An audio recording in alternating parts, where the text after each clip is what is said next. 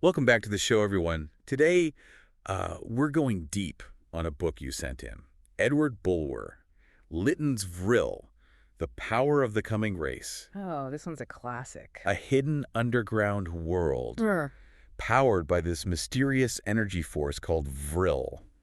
It's pretty wild, right? Definitely a fascinating read. Lytton himself was an occultist Right? and a Rosicrucian, which just adds to the whole mystery. Adds a certain mystique. But what really got me hooked is this question about technology. In a world where it just keeps advancing, where do we draw the line? I mean, is there a point where progress becomes more dangerous than beneficial? It's the question, isn't it? One that's more relevant now than ever. Exactly. And Lytton was writing during the Industrial Revolution. Oh, wow, yeah. So he was witnessing this massive technological shift, kind of like what we're going through now. Absolutely. So he was grappling with those same anxieties about progress. And he jumps right into it. The story starts with this guy exploring a mine, falls into this huge chasm. And boom, he's in this hidden world lit by this weird silvery light. Sounds eerie. Cold Jules Verne vibes, right? Totally. And then he encounters the Vrilia, right? Yeah, the Vrilia. They live in this subterranean world, and they've harnessed this powerful energy force called Vril. Okay, so we're talking technology that makes our stuff look like stone tools, right? Oh, way beyond. Think flying cars, self-cleaning houses, but Yeah. then, amplify that 1,000-fold. So what can they actually do with this Vril? Anything, really. Power their cities, transportation, even weapons. Weapons. Yeah, they heal with it, communicate telepathically. Some believe they can even control the weather with it. That's intense. I mean, incredibly powerful stuff. But how does a society even function with that kind of power? Well, at first glance, it seems like a utopia. Small, self-sufficient communities, no poverty, no hunger. Okay. They've got these super advanced machines that do all the labor, leaves them free to pursue, art, philosophy, whatever they want. And they live incredibly long lives. So they've got it all figured out, like a perfect society. That's the question, isn't it? Is it truly a utopia, or is there a darker side? Right, because absolute power can corrupt, even with the best intentions. Exactly. And that's where Lytton's critique of power structures and social control comes in, and their gender dynamics play a big part. Okay, so the women in this society, the Gaia, they're not exactly your typical Victorian-era housewives, are they? Definitely not. They're physically larger and stronger than the men, the Anna. Wow. And they're considered intellectually superior. They have this unique Vril nerve, gives them all sorts of heightened abilities. Hold on. Lytton actually suggests their sums are different because of this, right? Yeah, it's something you could develop with enough effort. Wow. So like super women, that's kind of awesome. But what about the men then? Well, the Gaia, they choose their mates. Okay. And get this, they have the power to end their husbands' lives. Seriously. It's mentioned in the book. A Gaia turned her unfaithful husband into a pile of cinder. Not pretty. Intense. So there's definitely a dark side to their power, but I thought you said that kind of thing was rare. It is. The Vrilia, they're actually quite harmonious, despite this potential for, chaos. So maybe true equality only comes when one side has ultimate power, as a kind of deterrent. Makes you think. Right. It's all about balance. Okay, so we've got this advanced society, this incredible power, and then our protagonist gets thrown into the mix. And he actually meets a young Gaia, Z. Z? Yep, and she falls for him. But it's not your typical love story. How so? Well, he's drawn to her, obviously, but also terrified of her power. He even considers using her feelings to escape back to the surface. Oh, wow. Talk about a moral dilemma. Huge dilemma. Okay, so we've got this societal level with the Vrilia and their whole way of life, but then there's this very personal story unfolding, a guy trying to navigate this insane new world and then this complicated relationship with Z. Exactly. And on top of that, the Vrilia have some strong opinions about our society. And let me tell you, it's not flattering. I bet. They're living in this seemingly utopian society. Yeah. So they're probably looking at us like we're a chaotic mess. yeah. So what exactly did they find so problematic? Well, we'll have to delve into their critique of humanity in the next part of our deep dive, but trust me, it's pretty eye-opening. So you were asking about what the Vrilia think of our society up here. Yeah. Well, they think it's a chaotic mess, A mess. driven by greed, competition, and just this lust for power. Well, I mean, I get it. They have a term for it, actually, kumpash, ruled by the ignorant masses. Rule by the ignorant masses. Harsh, right. Yeah, a little harsh. But from their perspective, I mean, they've achieved this seemingly utopian existence. They probably look at our world and they just see Chaos. chaos, yeah, a lot of self-destruction. Well, I have to ask, isn't that view kind of elitist? Like, they're better than us because they have all this fancy technology? It's definitely a point of contention. And Litton explores that potential for arrogance, even tyranny, right? When you have that kind of advanced knowledge and power. Yeah, it's slippery slope. And remember, he was writing during the Victorian era. Social hierarchies were like everything. Right. So Litton's wrestling with those ideas. But here's a question for you. Okay. Is their criticism of Kumposh totally wrong?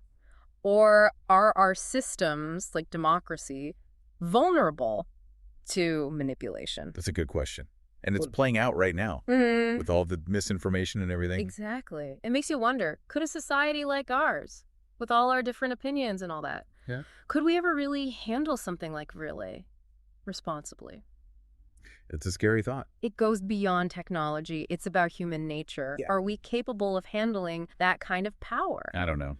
It's a tough one. But hey, let's shift gears for a second. Okay. One thing I found really interesting was their language. Oh, yeah. Litton was a philologist, you know. Yeah, and it shows. The way Yeah. he creates their language, super complex, nuanced. It reflects how they think. Absolutely. It's incredibly intricate, almost like music in its structure. Okay. They use all these prefixes and suffixes to Right. change the meanings of words. It's so subtle. So they can say a lot with just a little. Exactly. And Litton even describes how it evolved over time, from these simple roots to more complex forms, Makes sense. until they get this streamlined structure, Right. clarity and precision. It's fascinating.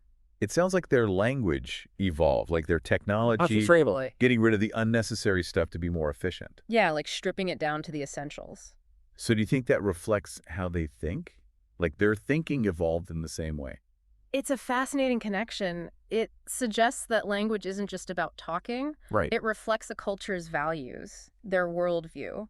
Yeah. And the Vrilia, they value precision, logic, and a detachment from emotion, it seems. Interesting. So their language mirrors their society. Yeah, exactly. Highly structured, emphasis on the intellect. So does that affect their spirituality then? I mean, they're so advanced, you'd think they'd have all these complex beliefs. Actually, they discourage too much theological speculation. Really? They believe in a creator Okay. and a future state, like an afterlife. But they don't try to explain it all. Why not? They learn from their past. They call it the wrangling period. Wrangling period. Yeah. They realize that arguing about the infinite, it just leads to conflict. Makes sense. So they're spiritual but pragmatic. Right. They acknowledge the bigger picture, but they focus on living a good life right now. No dogma, no arguments. Exactly. It's all about harmony. Harmony. Within their society, with nature, within themselves. So different from how we approach spirituality. Totally. We're all over the place. So their society seems almost perfect. Well, Litton does show some cracks in the facade. Oh, like what? Remember that giant reptile terrorizing their fields? Oh, yeah. The one they fought with their Vril weapons. Even with all that tech, they still had to be smart and brave to survive. So even they have to face danger. Absolutely. It reminds us that technology, no matter how advanced, Yeah. it can't protect us from everything. We can't control everything. Right. And speaking of control, what about their population management? Oh, yeah, that was interesting. They have that emigration system. Right? To prevent overcrowding. Keep things balanced. And it makes you wonder, could that ever work in our world? That's a big question. Wait. Especially with overpopulation and resource scarcity and all that. They use these incredible vehicles powered by Vril. For travel. Land and air, right? Yeah, transporting people to new territories. Colonizing new areas. It shows that even in a perfect society, you still have to manage resources. Makes sense. Think long term, right? But what about individual choice then, if you're told where to go? Ah, that's a good point. It brings us back to the protagonist. Oh, right. Yeah. He's struggling to fit in, right? Mhm. Not just because of the tech, Yeah. but the social structures. All those expectations. He's a fish out of water, fumbling with the Vril wings while everyone else is soaring around. And then there's Z. Right. Their relationship, it's more than just a love story. Go. It's about the clash between what you want and what society expects. Interesting. And then Z, she makes a decision, right? That could change everything. Yeah, a big decision for her world and ours. So what happens? Does he choose love or duty? Well, that's where we'll pick up next time. Get ready for a thrilling conclusion.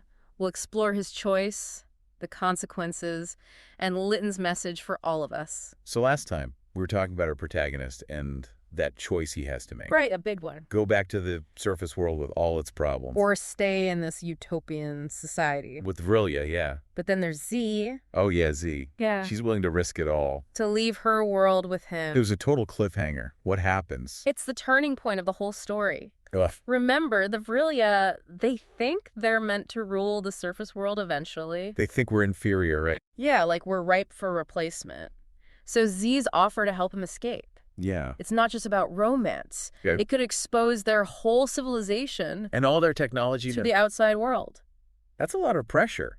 He's not just choosing his own future. Right. He's deciding the fate of two worlds. And knowing what we know about the Vrilia, it's kind of scary, right? Yeah, super scary. They talk about wiping out entire populations. Like it's nothing. Yeah, like it's pest control or something. It shows that disconnect, right, between their technology and their morals. They've got all this amazing stuff, but they're missing something. Compassion, maybe? Empathy. Is that the future we want?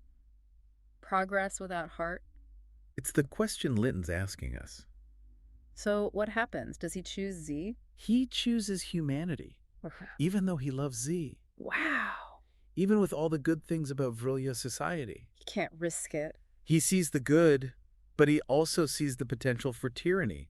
That dark side of their power. He can't expose his world to that. So he leaves. Alone. He goes back to the surface, carrying the weight of what he's learned. And what about Z? She stays behind. That's heartbreaking. It's a bittersweet ending. Litton leaves us with this sense of unease. Like, what's going to happen next? Right. Did he do the right thing? Can humanity learn from this? Can we prepare for the day the Vrilya come up? He doesn't give us any answers. But that's what makes this book so powerful, right? He's not just telling a story. He's forcing us to think about our own anxieties. About progress, about power. About what it means to be human. And those questions, they're more relevant now than ever. With technology moving so fast. AI, genetic engineering. It's changing everything. So we have to ask ourselves, what future are we building? Are we heading towards a dystopia? Something better. This deep dive has been amazing. It's made me think about progress in a whole new way. Yeah, it really gets you thinking. So what do you hope our listeners take away from this?